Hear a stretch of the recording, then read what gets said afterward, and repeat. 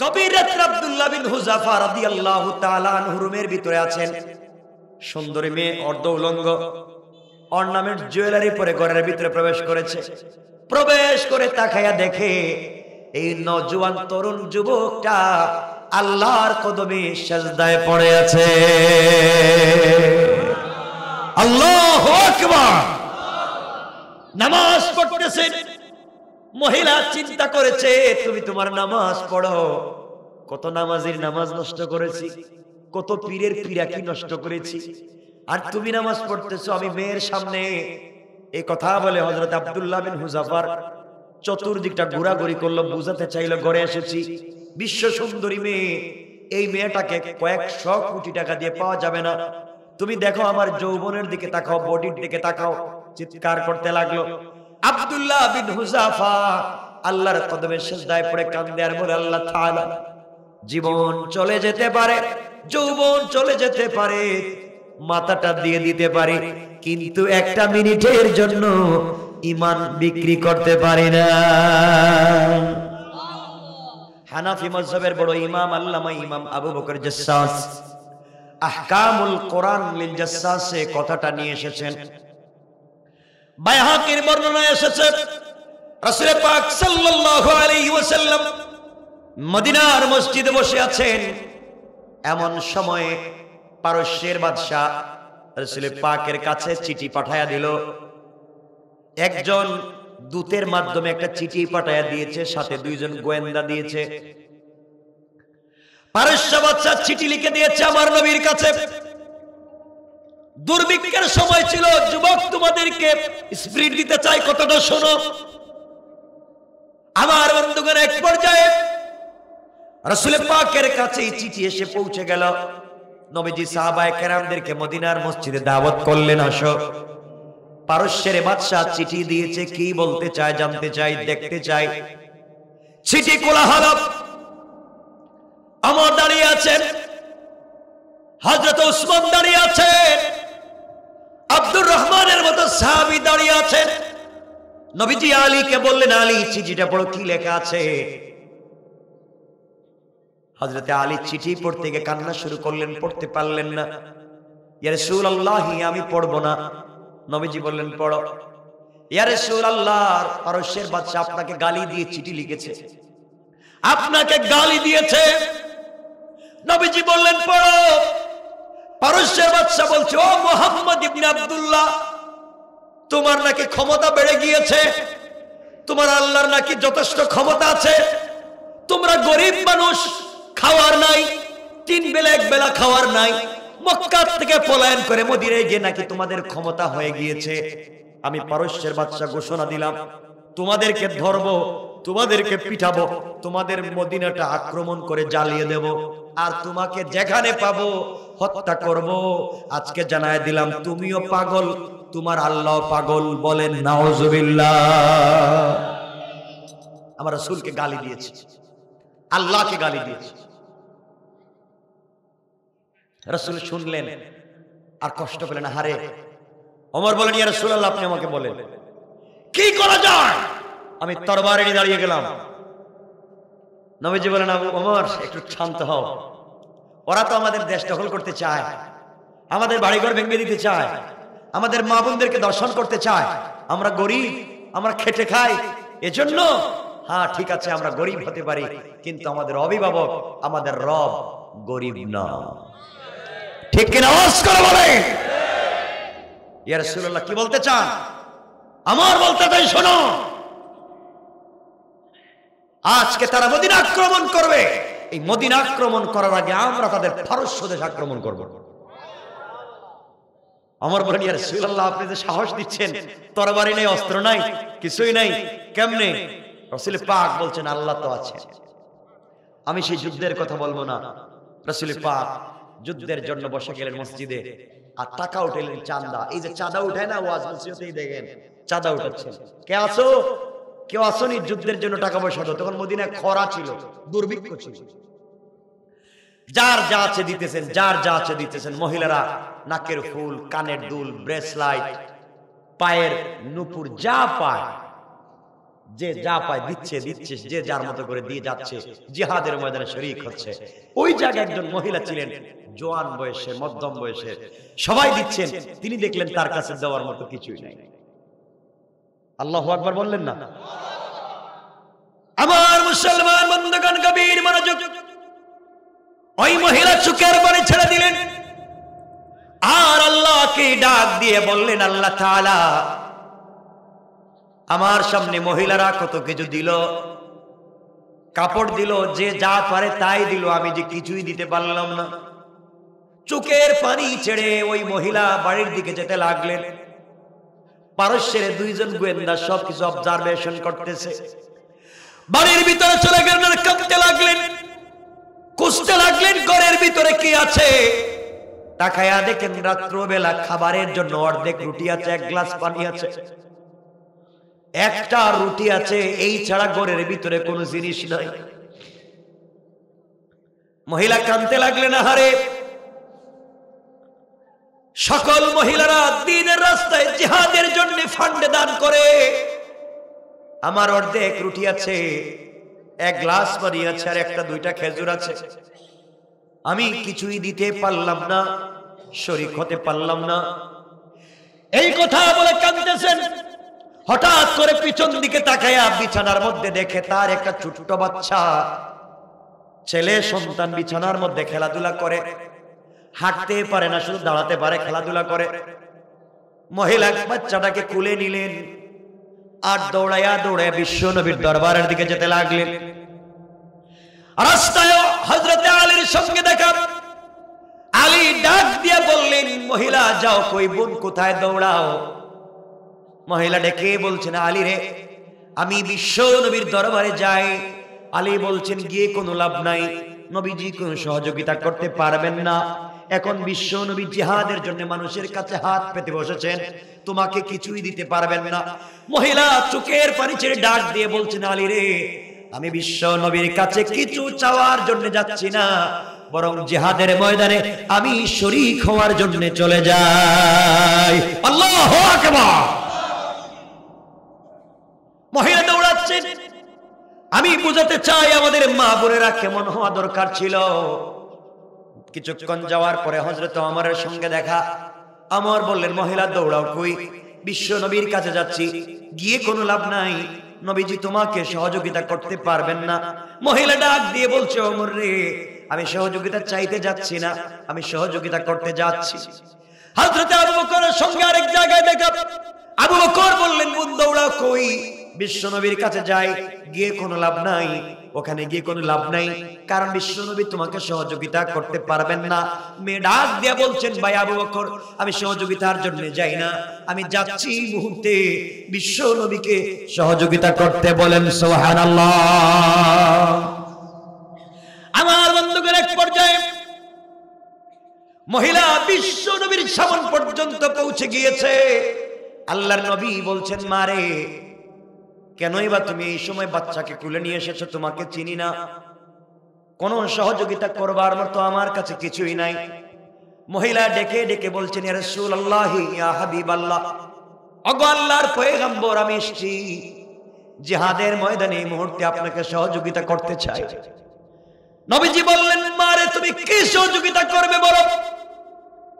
এই মেয়ে ডাক দিয়া বলছেন, ইয়া রাসূলুল্লাহ, ওগো আল্লাহর পয়গম্বর, মহিলারা দেখলাম জিহাদের ময়দানে যে যার মতো করে যে যেভাবে পারে দান করে দেয়, ইসলামকে জিন্দা করবার জন্য শক্তি যোগায়, কিন্তু আমি দেবার মতো আমার কাছে কিছুই নাই।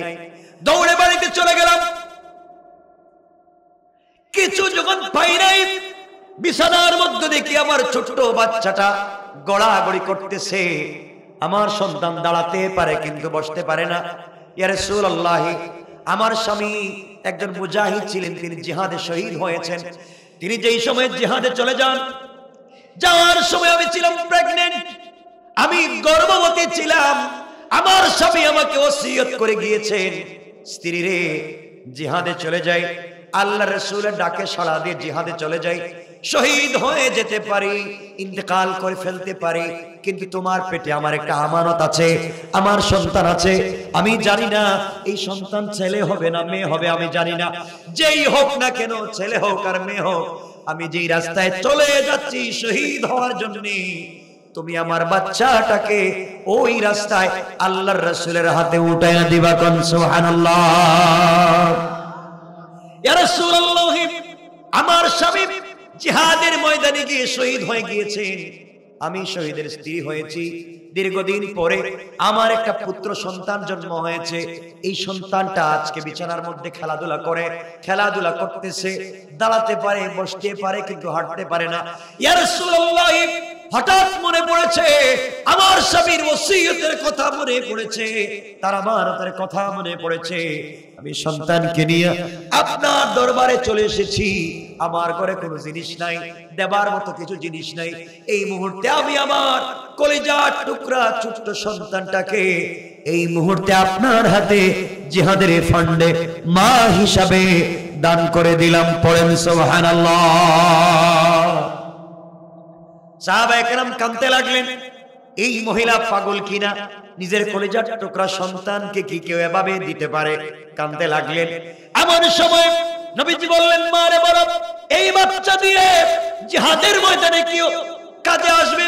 তোমার বাচ্চা অস্ত্র ধরতে পারবে না, কাফেরদের মোকাবেলা করতে পারবে না, ঘোড়া দৌড়াতে পারবে না, রান্না করতে পারবে না, যারা অসুস্থ হবে তাদের সেবা শুশ্রূষা করতে পারবে না। এই বাচ্চাকে নিয়ে আমি কি করব? এবার মহিলা কাঁদতেছেন আর ফুপাইয়া ফুপাইয়া কান্না করে ডাক দিয়ে বলছেন, ইয়া রাসূলুল্লাহ, আল্লাহ পয়গম্বর, আমি জানি আমার বাচ্চা জিহাদের ময়দানে তরবারি ধরতে পারবে না, কাফেরদের মোকাবেলা করতে পারবে না, ঘোড়ার পিঠে সওয়ার হয়ে যুদ্ধ করতে পারবে না, কিন্তু আমি জানি আপনি তো এমন রাসূল, আপনি তো এমন যোদ্ধা, আপনি এমন নবী, যুদ্ধ যেই জায়গায় হবে আপনি ওই জায়গায় থাকবেন, বাসায় বসে থাকবেন না। ইয়া রাসূলুল্লাহ, আপনি যখন যুদ্ধের ময়দানে যাবেন তখন কাফেররা, আপনার দুশমনেরা আপনাকে লক্ষ্য করে তীর নিক্ষেপ করবে, নেজা নিক্ষেপ করবে, বল্লম নিক্ষেপ করবে, ইট পাটকেল মারবে। আমার বিশ্বাস যেই দিক থেকে বেশি বেশি তীরের আঘাত আসবে, যেই দিক থেকে বেশি বেশি অস্ত্রের আঘাত আসবে, ওই দিকে আপনি আমার সন্তানটাকে ঢাল বানাইয়া ধরে রেখে দিবে। তীরগুলা এসে আমার শরীরের কলিজায় ভেদ করবে, আমার সন্তানটা শহীদ হয়ে যাবে। সন্তান শাহাদাতের মাধ্যমে বিশ্ব নবী বেঁচে যাবেন, তার চাইতে বড় পাওয়ার কোন জিনিস আর নাই। আল্লাহু আকবার। আমার বন্ধুগণ, তাদের দ্বীনের প্রতি কি স্পিরিট ছিল, ঘটনা বলতেছি না, লম্বা হয়ে যাবে। আমার বন্ধুগণ বুঝাতে চাই, বুঝেন ওই জায়গায় মহিলাদের দ্বীনের প্রতি কি স্পিরিট ছিল। এক পর্যায়ে পারস্যের দুইজন গোয়েন্দা আসেনি, কথা বলেন, গোয়েন্দারা রিপোর্ট করতেছে, রিপোর্ট বাদশার দরবারে পাঠিয়ে দিয়েছে। বাদশা পারস্যের জাহাপনা, আপনি যুদ্ধ করে লাভ নাই, মদিনার মুসলিমে গরিব মুসলমানদের বিরুদ্ধে যুদ্ধ করে লাভ নাই, ওদের বিরুদ্ধে যুদ্ধ করে আপনি পারবেন না। বাদশা ডাকাইয়া দিল, গোয়েন্দাদেরকে বলছে, কেন আমি পারবো না? আমার অস্ত্র কম নাকি? কয় না, আপনার অস্ত্র বেশি। আমার টাকা কম নাকি? না, আপনার টাকা বেশি। আমার সেনাবাহিনী কম নাকি? না, সেনাবাহিনী বেশি। আমার শক্তি কম নাকি? না, আপনার শক্তি বেশি। সব যদি আমার বেশি হয়, আমি কেন ওদের বিরুদ্ধে মোকাবেলা করে পারবো না? সেনাবাহিনীর উত্তর হচ্ছে, গোয়েন্দার উত্তর হচ্ছে সোজা উত্তর, ও বাদশাহ, আপনার সেনাবাহিনী যুদ্ধের ময়দানে গিয়ে যুদ্ধ করে যুদ্ধের ময়দানে প্রমোশন হবে না ডিমোশন হবে তা জানার জন্য, আর মুসলমানেরা তাদের বিশ্ব নবী আর দ্বীনকে তো ভালোবাসে, তাদের দ্বীনকে জিন্দা করবার জন্য কলিজার টুকরা সন্তানটাকে জিহাদের ফান্ডে দিয়ে দে। এদের সঙ্গে যুদ্ধ করে জয়লাভ করার মতো শক্তি পৃথিবীর কারো নাই। ঠিক কিনা বলেন? আছে নাকি? আছে। আমার বন্ধুদের এক পর্যায়ে লম্বা কথা, বিশ্বনবী ইন্তেকাল করলেন, আবু বকরের যুগ চলে আসলো, আবু বকর ইন্তেকাল করলেন, খলিফাতুল মুসলিমিন ওমরে ফারুক রাদিয়াল্লাহু তাআলা আনহুর যুগ চলে আসলো। ওমরে ফারুক যখন খলিফা, তখন চিন্তা করলেন, হঠাৎ মনে পড়লো বিশ্বনবীকে পারস্যের বাচ্চা চিঠি লিখে গালি দিয়েছে, ক্ষমতা দেখিয়েছে, আমি তাদের জবাব দিব। এই জন্য হযরত ওমর ফারুক 17 জন তরুণ মুসলমান মুজাহিদদেরকে দিয়া একজন তরুণ সাহাবী যার নাম আব্দুল্লাহ বিন হুযাফা রাদিয়াল্লাহু তাআলা আনহু, আব্দুল্লাহ বিন হুযাফা রাদিয়াল্লাহু তাআলা আনহুকে দিয়ে 17 জন মুসলমানদের একটা কাফেলা দিয়ে পাঠিয়ে দিলেন, যাও তোমরা পারস্য দেশের সীমান্ত এলাকা পাহারাদারি করবা, কোনোভাবে যেন কাফেররা আমাদের দেশে আক্রমণ করতে না পারে। আল্লাহর কি মানসা, আল্লাহর কি ইচ্ছা, কথা সংক্ষেপ করে বলি, এই 17 জন মুসলমান পারস্য দেশে গিয়ে পারস্য দেশের সীমান্ত এলাকা পাহারাদারি করতেছেন। পারস্যের কোন সৈন্যবাহিনী যেন মুসলমান রাষ্ট্রের ভিতরে আক্রমণ করতে না পারে, ঢুকতে না পারে। 17 জন সীমান্ত এলাকায় পাহারাদারি করতেছেন। এদিকে পারস্যের বাদশা গোয়েন্দা পাঠিয়ে দিয়েছে, যাও কোন মুসলমানকে কোনদিন যদি তোমরা ধরতে পারো, মারবা না, আঘাত করবা না, হত্যা করবা না, জিন্দা ধরে জীবিত আমার কাছে নিয়ে আসবা। আমি তাদেরকে জানতে চাই, চিনতে চাই, বুঝতে চাই ওদের ভিতরে এমন কি ঈমান, ওদের ভিতরে এমন কি বিশ্বাস আছে যে বিশ্বাসের কারণে তারা জীবন দিতে চায়। তাদের নবীকে তারা এত ভালোবাসে, কোরআনকে এত ভালোবাসে, কোরআনের ভিতরে কি আছে, তাদের নবীর ভিতরে কি আছে আমি জানতে চাইবো, আমি বুঝতে চাইবো। এই জন্য যা তোমরা কোনোভাবে এদেরকে ধরে নিয়ে আসবা, হত্যা করবা না। আমার বন্ধুগণ, আল্লাহর ইচ্ছা হলো এক পর্যায়ে 17 জন মুসলমান আব্দুল্লাহ বিন হুযাফা রাদিয়াল্লাহু তাআলা আনহুর নেতৃত্বে যারা ছিলেন 17 জনের 17 জন পারস্য বাদশার গোয়েন্দাদের হাতে ধরা পড়ে গেলেন। ধরা পড়ছেন কারা? মুসলমান। ধরা পড়ছেন কারা? 17 জন মুসলমান ধরা পড়ে গেলেন। কি বলতে চাই, কি বুঝাতে চাই ভালো করে বুঝবেন। ধরা পড়ে যাওয়ার পরে 17 জনকে বাদশার সামনে হাজির করা হলো। পারস্যের বাদশার সামনে 17 জনকে উপস্থিত করা হলো। পারস্য বাদশা তাকায় দেখে সবগুলা টকবগে তরুণ আর জওয়ান যুবক ছেলে।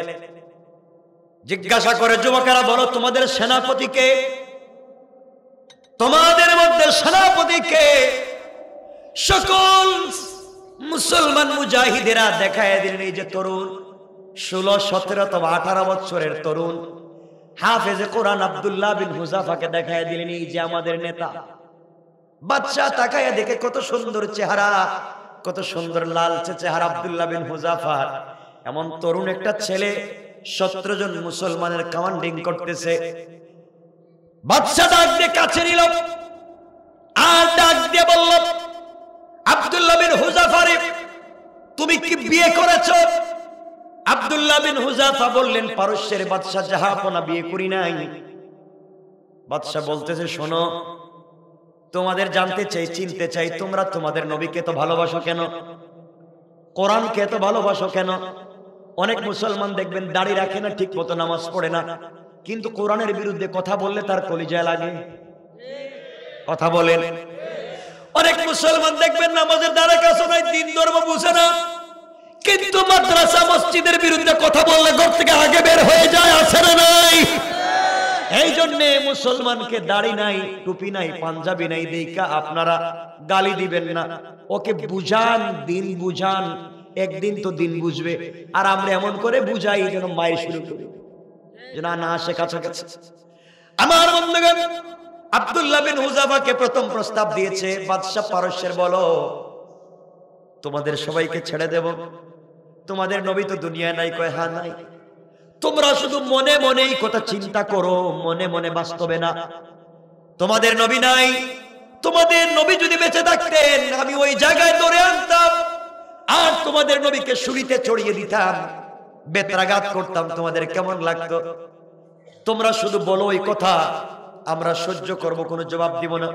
আব্দুল্লাহ বিন হুযাফা দাঁড়াইয়া ডাক দিয়ে বলেন, পারস্যের বাদশা শোনো, বিশ্ব নবীর বিরুদ্ধে একটা কথাও জবান দিয়ে বলবো না। যে জিহ্বা দিয়া বলেছো তোমার দেশে, তোমার ঘরে, তোমার কাছে বন্দী হতে পারি, আমার আল্লাহ বন্দী না, এমন লাথি তোমার বুকে দিতে পারি এই জমিন থেকে 100 গজ মাটির নিচে চলে যাইতে পারো। কোন সুবহানাল্লাহ। বাদশা কয়, আমার সামনে দাঁড়াইয়া আমার লাথি দিও? কি পাওয়ার, কি ক্ষমতা! অথচ তারা বন্দী, শুধুমাত্র স্পিরিট। কিসের স্পিরিট? কথা বলেন না, ইমানের স্পিড। আবার বন্ধুগণ বাদশা বলল আব্দুল্লাহ রে, এখন দেখেন লোভ দেখায়, লোভ আমাদেরকে যদি লোভ দেখাইতো, আরে বাবা। আব্দুল্লাহকে বলছে আব্দুল্লাহ রে, তুমি যদি ইসলাম ধর্ম ছেড়ে দাও, খ্রিস্টান ধর্ম গ্রহণ করো, তোমাকে দুটা পুরস্কার দিব। এক নাম্বার, আমার দেশ অর্ধেক তোমার নামে লিখে দিব, বিনিময়ে তুমি কালেমাটা ছেড়ে দাও। দুই নম্বর পুরস্কার, আমার একটা সুন্দরী মেয়ে আছে, এই মেয়েটাকে তোমার কাছে বিয়ে দিব, তুমি ইসলাম ছেড়ে দাও। আমরা আমাদেরকে যদি কেউ বলতো যে আপনার 10 শতক জমি দিব বনানীতে, আপনি দুই সাইডে উল্টা পাল্টা কথা বলতে পারবেন, আমরা দুই সাইড থেকে দুই সাইড বছর বলতে পারবো, কথা বলেন না আমাদের যে ইমান। আবার বন্ধুদের এক পর্যায়ে হযরত আব্দুল্লাহ বসা ছিলেন, দাঁড়িয়ে গেলেন আর বললেন, নিমক হারাম বাদশা, শোনো, তুমি আমাকে বলছো তোমার দেশের অর্ধেক আমাকে দিয়ে দিবে, তোমার মেয়েকে আমার কাছে বিয়ে দিবে, তাহলে আমার অপিনিয়নটা শোনো। ও পারস্যের বাদশা, তুমি যদি পৃথিবীর পূর্ব থেকে পশ্চিম, উত্তর থেকে দক্ষিণ গোটা দুনিয়ার রেজিস্ট্রি করে আমার হাতে উঠাইয়া দাও, আর এক হাতে আসমানের চন্দ্র সূর্য উঠাইয়া দাও, আমি কথা দিলাম গোটা দুনিয়া লাথি মেরে ফেলে দিতে পারি, চন্দ্র সূর্যকে ফেলে দিতে পারি, একটা সেকেন্ডের জন্য ইসলামকে ছেড়ে দিতে পারি না। আল্লাহু আকবার। বাদশা চিন্তা করে, কি ইমান, এত বড় অফার দেওয়ার পরেও দিন ছাড়তে চায় না। আবার বন্ধুগণ এবার পারস্যের বাদশা সবাইকে নিয়ে পরামর্শ করল, কি করা যায়, ওদেরকে এত বড় পাওয়ার দিলাম, এত বড় জিনিস অফার দিতে চাইলাম, নিতে চায় না, দিন ছাড়তে চায় না। সবাই পরামর্শ দিল, বাদশা একটা কাজ করেন, এরা তো জওয়ান মানুষ, যৌবন আছে, প্রত্যেককে এক একটা ঘরের ভিতরে বন্দী করে বিশ্ব সুন্দরী মেয়েদেরকে টাকার বিনিময়ে কিনে এনে অর্ধ উলঙ্গ করে, অলংকার জেওর অর্নামেন্ট জুয়েলারি পরে ডিজাইন করে স্টাইলিশ করে ঘরের ভিতরে ঢুকাইয়া দেন, আর বলে দেন কোনোভাবেই যদি আব্দুল্লাহ বিন হুযাফার মতো ছেলেদের চরিত্র নষ্ট করতে পারে, তাহলে যা চাইবে তাই দেওয়া হবে। আমার বন্ধুগণ 3 নম্বরে সকল মুসলমানদেরকে এক একটা রুমের ভিতরে বন্দী করে রাখা হলো। লম্বা কথা সংক্ষেপ করে বলি, এক পর্যায়ে গভীর রাত্রে বাদশা বিশ্ব সুন্দরী মেয়েদেরকে টাকার বিনিময়ে কিনে এনে সুন্দর করে সাজিয়ে অর্নামেন্ট জুয়েলারি দিয়ে সুন্দর করে ডিজাইন করে আব্দুল্লাহ বিন হুযাফার রুমের ভিতরে ঢুকায় দিয়েছে, আর বলেছে, শুন রে, তুই তোর যৌবন দিয়া, আকর্ষণ দিয়া কোনোভাবে যদি আব্দুল্লাহর মন গলাতে পারিস আর তার সাথে জেনা করে চরিত্র নষ্ট করতে পারিস, তুই যা চাইবে তাই তোকে আমি দেব। আমার বন্ধুগণ বিশ্ব সুন্দরী মেয়ে বলছে, বাচ্চা যাবো না, এটা তো আমাদের ওয়ান টুর ব্যাপার, কোনো ব্যাপারই না, ঠিক না? কথা বলেন, আমাদের সামনে যদি দেয় এমন, হুজুর ওয়াজ বাদ দেন, আপনি একটু আসিয়া দিক ঘুরে গেলে এই তো করবেন আপনারা। দেখেন ঈমান, দেখেন আমার বন্ধুগণ আব্দুল্লাহ বিন হুযাফার রুমে গভীর রাতে আব্দুল্লাহ বিন হুযাফা রাদিয়াল্লাহু তাআলা আনহু রুমের ভিতরে আছেন, সুন্দরী মেয়ে অর্ধ উলঙ্গ অর্নামেন্ট জুয়েলারি পরে ঘরের ভিতরে প্রবেশ করেছে। প্রবেশ করে তাকায়া দেখে এই নওজোয়ান তরুণ যুবকটা আল্লাহর কদমে সিজদায় পড়ে আছে। আল্লাহু আকবার। নামাজ পড়তেছেন। মহিলা চিন্তা করেছে, তুমি তোমার নামাজ পড়ো, কত নামাজের নামাজ নষ্ট করেছি, কত পীরের পীরাকি নষ্ট করেছি, আর তুমি নামাজ পড়তেছো আমি মেয়ের সামনে। এই কথা বলে হযরত আব্দুল্লাহ বিন হুযাফার চতুর্দিকটা ঘোরাঘুরি করলো, বুঝাতে চাইলো ঘরে এসেছি, বিশ্ব সুন্দরী মেয়ে, এই মেয়েটাকে কয়েকশো কোটি টাকা দিয়ে পাওয়া যাবে না, তুমি দেখো আমার যৌবনের দিকে তাকাও, বডির দিকে তাকাও। চিৎকার করতে লাগলো। আব্দুল্লাহ বিন হুযাফা আল্লাহর কদমে সিজদায় পড়ে কাঁদে আর বলে, আল্লাহ তাআলা, জীবন চলে যেতে পারে, যৌবন চলে যেতে পারে, মাথাটা দিয়ে দিতে পারি, কিন্তু একটা মিনিটের জন্য ঈমান বিক্রি করতে পারি না।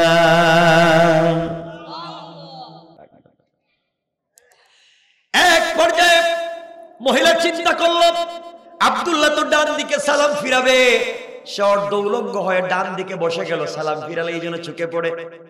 আব্দুল্লাহ বিন হুযাফা ডানে সালাম ফিরালেন, বামে সালাম ফিরালেন। সালাম ফিরাইয়া ঘরে কে আছে তিনি দেখলেনও না, জানলেনও না। আবার তিনি সোজা হয়ে আল্লাহু আকবার বলে নামাজে দাঁড়াইয়া গিয়েছে। আমার বন্ধুগণ ভালো করে বুঝেন, এক পর্যায়ে নামাজ পড়তে পড়তে সকাল হয়ে গিয়েছে। মেয়েটা নিরুপায় হয়ে অসহায় হয়ে ঘর থেকে বের হয়ে সকালবেলা বাদশাকে রিপোর্ট করেছে, বাদশা রে, তুমি কত কোটি টাকার বিনিময়ে আমাকে ঘরের ভিতরে পাঠাইছিলা, এই ছেলের চরিত্র নষ্ট করার জন্য তুমি আমাকে দিয়েছিলা। আমি যতক্ষণ ছিলাম এটা মানুষ না ফেরেশতা বুঝতে পারি নাই। আমি যদি আরো 1-2 ঘন্টা ঘরের ভিতরে তার সংস্পর্শে থাকতাম, আমিও খ্রিস্টান ধর্ম বাদ দিয়ে কালিমা পড়ে মুসলমান হয়ে যেতাম। পড়েন সুবহানাল্লাহ। বাদশা চিন্তা করতে লাগলো, প্রথম নম্বরে তাদের নবীকে গালি দিয়ে দুর্বল করতে পারি নাই, 2 নম্বরে নিজের মেয়ার দেশটা তাদের কাছে দিয়ে দুর্বল করতে পারি নাই, 3 নম্বরে মহিলা ঘরের ভিতরে দিয়ে দুর্বল করতে পারি নাই। এখন কি করা যায়? 4 নম্বরে কি করতে হবে পরামর্শ সবাই বসলেন, সবাই পরামর্শ দিল। বাদশা জাহাপনা, এদের খাবার বন্ধ করে দেন। খাবার যখন বন্ধ হয়ে যাবে, মানুষ তো খাবারের জন্যই তো মিথ্যা বলে থাকে, আপনি খাবার বন্ধ করে দেন, এমনি সাইজ হয়ে যাবে।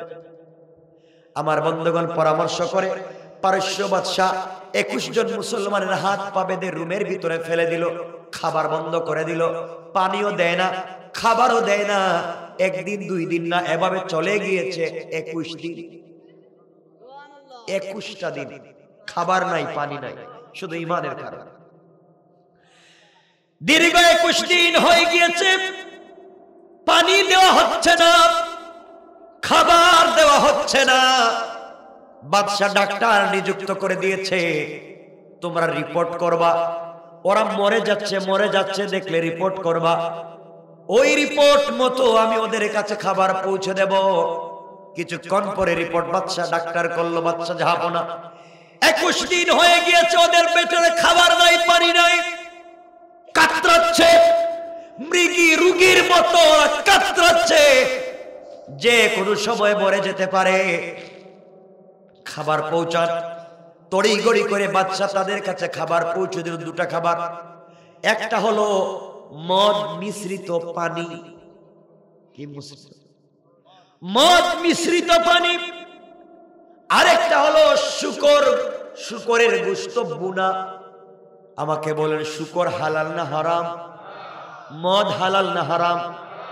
উদ্দেশ্য হলো তোমাদেরকে তো খাবার দেইনি, এখন দেখবো তারা জীবন বাঁচাও, জান বাঁচাও না জান দেও। আমার বন্ধুগণ 21 জনের সামনে 21টা গ্লাসে মদ মিশ্রিত পানি, 21টা প্লেটে শুকরের বোনা গোশত হাজির করে দিয়েছে। বাদশা বলেছে, শোনো, ওদেরকে বলে দিবা মদ দিয়েছি আর শুকরের গোশত দিয়েছি, দেখো তো কি করে। এক পর্যায়ে সামনে যখন পৌঁছে দেওয়া হয়েছে, আমি সংক্ষেপ করে দিচ্ছি, কষ্ট হচ্ছে ভাই, আমি কয়েক মিনিটের ভিতরে রেখে দেব। আমার বন্ধুগণ এক পর্যায়ে আব্দুল্লাহ বিন হুযাফা বললেন, তোমরা বলো তো কি খাবার দিয়েছো? ডাক্তাররা বলছে, মুসলমানেরা এখানে আছে মদ মিশ্রিত পানি, আরেকটার ভিতরে আছে শুকরের বোনা গোশত। হযরত আব্দুল্লাহ বিন হুযাফা বসতে পারেন না, দাঁড়াতে পারেন না, 21 দিনের না খাওয়া নওজোয়ান, পানি নাই, খাবার নাই, কত কষ্টে আছে। এর মধ্যে দিয়েছে হারাম খাবার, কষ্ট করে হাত দিয়ে ওয়ালে ধরে বসে গেলেন আর বলে, নিব হারামের দল, ইন্তেকালের সময় আমার ঈমানকে তোমরা কেড়ে নিতে চাও, মনে করেছো মৃত্যুর সময় হারাম খাওয়াইয়া জাহান্নামে পাঠাইয়া দিবা। তোমরা শুনে রাখো, মদ খাওয়া ইসলামে হারাম, শুকরের গোশত হারাম। তোমরা মনে করেছো জীবন বাঁচানোর ফতোয়া দিয়ে সব খেয়ে ফেলবো। এই মুহূর্তে তোমরা যদি ওগুলা আমাদের সামন থেকে না সরাতে পারো, একটা লাথি দিব, তোমাদের বাদশার মুখে গিয়ে পড়বে, মরে যেতে রাজি, এক টুকরা শুকরের গোশত খেতে রাজি না। আল্লাহু আকবার। কেমন ইমান। আর আমরা হলে তখন জীবন বাঁচানোর ফতোয়া দিতাম। কথা বলেন না কেন? সহজ হতো। ইমাম সাহেবের যে কিন্তু হুজুর গরু কোনো খাবার নাই, এখন কি আরেকজনের লাউ চুরি করে যাইব কোথায় যাইব, এই তো ফতোয়া একটা দিয়ে দিত। ঠিক কিনা বলে? ঠিক কি? এগুলো অন্যায়। জীবন যাক তো যাক, এই জীবন তো একটাই দিয়েছেন তার রব, আর তার নামে যদি জীবন দিতে পারি তার চেয়ে বড় সফলতা আর হতে পারে। আমার বন্ধুগণ, বাচ্চা দেখলো নিরুপায়, কি ব্যাপার? ওই জায়গায় তাকে হত্যা করা গেল না, ইমানকে ছাড়া করা গেল না, কি করা যায়? পঞ্চম নম্বর, সবাইকে নিয়ে অধিবেশন বসলো। সবাই পরামর্শ দিল, বাদশা এদের সবাইকে 17টা ফাঁসির দড়ি লাগায় সবগুলাকে হত্যা করেন। 17টা ফাঁসির দড়ি শুলি চড়ানো হল, 17টা দড়ি লাগানো হল। 17 জন মুসলমানের হাত পা বাঁধা হচ্ছে। এত কষ্ট দিচ্ছে কেন? শুধুমাত্র ইমানের কারণে। কেন? আল্লাহ আসেননি? কথা বলেন। আমার বন্ধুগণ, সর্বপ্রথম তাদের সেনাপতি আব্দুল্লাহ বিন হুযাফার হাত পা বাঁধল, শুলিতে চড়ানোর জন্য শুলিতে উঠাচ্ছে। বাদশা মনে করেছে ফাঁসির দড়ি দেখবার পরে যত বড় দিলের মানুষ সব দুর্বল হয়ে যাবে, ইসলাম ছেড়ে দেবে, দিন ছেড়ে দেবে। আব্দুল্লাহ বিন হুযাফা রাদিয়াল্লাহু তাআলা আনহুকে যখন শুলিতে চড়ানো হবে, হাত পা বাঁধা হচ্ছে, গলায় রশি লাগিয়ে দেওয়া হচ্ছে, তিনি মুস্কি মুস্কি হাসতেছে। সুবহানাল্লাহ বললেন না? চিৎকার করে পড়েন আল্লাহু আকবার। বাদশা চিন্তা করে, ব্যাপার কি? ফাঁসির দড়িতে ঝুলিয়ে দিচ্ছি, আবার হাসে কেন? ব্যাপারটা কি? জিজ্ঞাসা করে আব্দুল্লাহ রে, কিছুক্ষণ পরে মরে যাবে, নাক মুখ দিয়ে রক্ত বের হয়ে মরে যাবে, কালিমা ছাড়লে না, হাসস কেন? আব্দুল্লাহ ডেকে ডেকে বলতে, বাদশা রে, তোর মতো আহাম্মকার বেওকুফ আর নাই, যে আল্লাহর জন্য এতদিন কষ্ট করেছি, যে রাসূলের জন্য এতদিন কষ্ট করেছি, আমাকে যদি এই মুহূর্তে দড়িতে ঝুলাইয়া ফাঁসি দেও, ফাঁসি দেওয়ার সাথে সাথে আমি আমার বন্ধু আল্লাহর সঙ্গে মুহূর্তেই মিশে যেতে পারি। কোন সুবহানাল্লাহ। আমার জন্য আমার বিশ্ব নবী অপেক্ষা করতেছেন, আল্লাহ অপেক্ষা করতেছেন। আমি তো মরে গেলেই বাঁচলাম। বাদশা কয়, মরে গেলেই যদি বাঁচস তাহলে ফাঁসি দিতাম না। সুবহানাল্লাহ বলে। কয়রা মরে যাচ্ছে ফাঁসিতে ঝুলে, এরপরেও মরে না, হাসে। এরা কি জাত? চিন্তা করেন, এরাই তো আমরা, এরাই তো আমরা। আজকে ভয় ভীতি দেখিয়ে দুনিয়ার মুসলমানদেরকে ভয় ভীতি দেখিয়ে তাদেরকে নির্মূল করা যাবে না, ঠিক কিনা বলে? আমার বন্ধুগণ, এক পর্যায়ে বাদশা বললে, 5 নম্বরটা কাজ হয় নাই, এদেরকে ফাঁসিতে ঝুলিয়ে মারা যায় নাই, এখন কি করা যায়? 6 নম্বরে স্যার একটা কাজ করেন, 17টা গর্ত খনন করেন, আগুন জ্বালান, ডেক বসান, তেল দেন, টকবক করে উতরাবে, আর দইরা দইরা এখানে ছেড়ে দিবেন। দেখতেছেন কত কষ্ট। আমার মুসলমান বন্ধুগণ, এক পর্যায়ে 17টা ডেক তৈরি করা হলো। তৈলের ভিতরে দিয়ে তৈল যখন টকবক করে উতরাচ্ছে, এমন সময় একজন ছোট্ট 17 জনের মধ্যে একজন ছোট্ট সাহাবী, একজন মুসলিম মুজাহিদের হাত পা বাঁধা হচ্ছে। সাধারণ মুজাহিদ হাত পা বেঁধে তৈলের মধ্যে ফেলে দিবে। আব্দুল্লাহ বিন হুযাফা রাদিয়াল্লাহু তাআলা চিন্তা করলেন, এই মুহূর্তে হয়তো ঈমান বাঁচাবার জন্য, আমার বাকি 16 জনকে বাঁচাবার জন্য কিছু একটা করা লাগবে, কৌশল করা লাগবে, চেঞ্জ করা লাগবে, কোন একটা করা লাগবে। তিনি চিন্তা করলেন, আমি কি বাদশার সঙ্গে স্যাক্রিফাইস করব, মিলে যাব কিনা? আমি আমার বাকি যোদ্ধা মুসলমানদেরকে বাঁচাতে চাই। এই সময় যার হাত পা বাঁধা হচ্ছে তিনি দাঁড়িয়ে গেলেন, আর ডাক দিয়া বললেন, মুসলমানেরা শোনো, ও মুসলমানেরা শোনো, আমার হাত পা বাঁধা হচ্ছে, কিছুক্ষণ পরে আমাকে হত্যা করা হবে, তেলের মধ্যে ফেলে দেওয়া হবে, আমি শহীদ হয়ে যাব। তোমরা এই জন্য ভয় পাচ্ছ, তোমরা মনে করতেছো হয়তো আমি ভয় পেয়ে যাচ্ছি, আমার জীবনের জন্য তোমরা ভয় পাচ্ছ, কি করবে না করবে শোনো। মুসলমানেরা শোনো, আমি গতকাল রজনীতে স্বপ্নে দেখেছি বিশ্ব নবী আমার কপালে চুম্বন করে বলেছেন, আমার সাহাবী টেনশন করিস না, বিপদে পড়ে গেলে কান্দিস না, আগামী কালকে তৈলের মধ্যে দিয়ে তোকে যদি হত্যা করা হয় তৈলে দিতে দেরি হবে, আমার কাছে জান্নাতে আসতে দেরি হবে না। পড়েন সুবহানাল্লাহ, আল্লাহু আকবার। রাখো আমার বন্ধুদের, এক পর্যায়ে এই মুসলমান বলতেছেন আব্দুল্লাহ বিন হুযাফা, ঈমানের জন্য জীবন বিসর্জন দিতে পারি, কিন্তু জীবন বাঁচানোর জন্য ঈমান বিসর্জন দিতে পারি। কথা বলেন না কেন? ঈমানের জন্য জীবন বিসর্জন দিতে পারি না। এই কথা বলবার পরে আব্দুল্লাহ বিন হুযাফা বলছেন, কি করব তাহলে বলো? ভাইরে, আমি জীবন যদি চলে যায় চলে যাক, তোমরা দ্বীনের উপরে অটল অবিচল থাকো, বিশ্ব নবীর জন্য জীবন দিব, কোরআন ইসলামের জন্য জীবন দিব। আমার বিশ্বাস ইন্তেকাল করতে দেরি হবে, আল্লাহর তৈরি জান্নাতে যেতে এক সেকেন্ডও দেরি হবে না। পড়েন সুবহানাল্লাহ।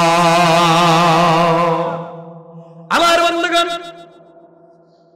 এক পর্যায়ে আব্দুল্লাহ বিন হুযাফার সামনে এই তরুণ সাধারণ মুজাহিদকে তৈল টকবক করতেছে, ওই জায়গায় ফেলে শহীদ করা হলো। জীবন দিয়ে দিলেন, টকবক করা তৈলের মধ্যে ফেলে ফেলে পুড়িয়ে তাকে হত্যা করা হলো। জীবন দিলেন কিন্তু ঈমানকে বিসর্জন দিলেন না, জীবন বিসর্জন করলেন। এবার আব্দুল্লাহ বিন হুযাফার পালা, হাত পা বাঁধা হচ্ছে আব্দুল্লাহ বিন হুযাফার। এবার আব্দুল্লাহ বিন হুযাফার হাত পা বেঁধে যখন তৈলের কাছে নিয়ে যাওয়া হচ্ছে, আব্দুল্লাহ বিন হুযাফার চোখ থেকে পানি পড়তেছে, গাল বেয়ে বেয়ে পানিগুলা দাঁড়ে ভিজে ভিজে জামায় পড়ে যায়। সাহাবায়ে কেরাম চিন্তা করলেন, আব্দুল্লাহ বিন হুযাফা কাঁদেন। এবার পারস্যের বাদশা বলতেছে, আব্দুল্লাহ বুঝতে পেরেছি, এতদিন বাহাদুরি দেখিয়েছো, এই করবা সেই করবা, তোমার সামনে তোমার বন্ধুকে যখন আমি তৈলের মধ্যে দিয়ে হত্যা করেছি, জীবন চলে গেছে দেখবার পরে ভয় পেয়েছো, এই জন্য চোখের পানি ছেড়ে কাঁদতেছো। হ্যাঁ বুঝতেছি, জীবন তো তার নাম, এখন তোমার পালা। আব্দুল্লাহ বিন হুযাফা ঘুরে গেলেন আর দাঁড়িয়ে বলেন, নিমক হারাম বাদশা জালেম, আমি আমার জীবন চলে যাচ্ছে এই জন্য কান্দি না, আমি মরে যাব এই জন্য কান্না করি না, আমি কান্না করতেছি তুমি আমার মস্ত বড় ক্ষতি করে ফেলেছো এই জন্য কান্দি। পারস্যের বাদশা বলছে, আমি আবার কি ক্ষতি করলাম তোমার? আব্দুল্লাহ বিন হুযাফা বলছেন, যে ক্ষতি করছো অপূরণীয় ক্ষতি। কি আমি এমন ক্ষতি করছি তুমি আমাকে বলো। আব্দুল্লাহ বিন হুযাফা বলেন, বাদশারে, তুমি যেই বন্ধুটাকে এই মুহূর্তে তৈলের মধ্যে ফেলে হত্যা করেছো, সে আর আমি দুইজন ছিলাম বাস্তব লাইফে বন্ধু। আমাদের 8-10 বছরের বন্ধুত্বের জীবনে সারা জিন্দেগি প্রতিযোগিতা করেছি, সকল প্রতিযোগিতায় আমি ফার্স্ট হয়েছি। ও আমার আগে এক্সপার্ট, ফার্স্ট হতে পারে নাই, ও সেকেন্ড ছিল। ও যদি 1 ঘন্টা আল্লাহর রাস্তায় জিহাদ করত, আমি 2 ঘন্টা জিহাদ করতাম। ও যদি 2 রাকাত নামাজ পড়তো, আমি 4 রাকাত পড়তাম। ও 1 টাকা আল্লাহর রাস্তায় দান করলে 2 টাকা দিতাম। এক কথায় দ্বীনের রাস্তায় প্রতিযোগিতায় সব সময় তার আগে আমি ফার্স্ট ছিলাম। কিন্তু জীবন দিয়ে জান্নাত ক্রয় করার প্রতিযোগিতায় আমার বন্ধু আমার আগে ফার্স্ট হয়ে গেল। তুমি আমার আগে আমার বন্ধুকে তৈলের মধ্যে ফেলে দিয়া আমার আগে তাকে জান্নাতে পৌঁছে দিয়েছো। আমার দিলের ব্যথা, আমার বন্ধু এতক্ষণে জান্নাতে পৌঁছে গিয়েছে, প্রতিযোগিতায় ফার্স্ট হয়ে গিয়েছে। আমি নিমক হারামের মতো দুনিয়ায় বেঁচে আছি, বাইরে কান্না করি। তুমি যদি আমার বন্ধুকে না দিয়ে আমাকে আগে দিতে, তাহলে সারা জীবন প্রতিযোগিতায় ফার্স্ট ছিলাম, জান্নাতে যাওয়ার সময় আমি ফার্স্ট হয়ে যেতাম। পড়েন সুবহানাল্লাহ। বাদশা চিন্তা করে, কি রে, মরার সময়ও প্রতিযোগিতা করে, মরার সময় প্রতিযোগিতা করে, তাও মরতে চায় না। এদেরকে মাইরা তো লাভ নাই, এরা মইরাও মরে না, আরো জিন্দা থাকে।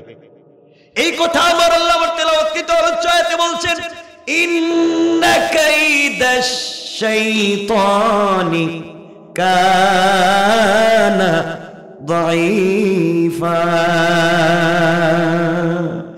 কাফের বেঈমানেরা যত কৌশল করে সবগুলা কৌশল আমি আল্লাহর কাছে বড়ই দুর্বল। পড়েন সুবহানাল্লাহ, আল্লাহু আকবার। এরপরে কি হলো এটা লম্বা ইতিহাস। বাদশা ছেড়ে দিয়েছিল, কিন্তু কেমনে ছাড়ছিল, কোন কন্ডিশন করেছিল, পারস্যে কেমনে দিন জিন্দা হয়েছিল, আব্দুল্লাহ বিন হুযাফা কি করেছিলেন, লম্বা ইতিহাস। সেদিকে যাচ্ছি না, ভাই চলে আসছে, আমি এখানে রেখে দিলাম। আমার জন্য দোয়া চাই, আপনাদের জন্য দিল থেকে দোয়া থাকলো, সবাই আমার জন্য দোয়া করবেন। সুবহান রাব্বিকা রাব্বিল ইজ্জাতি আম্মা ইয়াসিফুন, সালামুন আলাল মুরসালিন, আলহামদুলিল্লাহি রাব্বিল আলামিন। আসসালামু আলাইকুম ওয়া রাহমাতুল্লাহি ওয়া বারাকাতুহু। কেউ উঠবেন না ভাই, বসে থাকুন।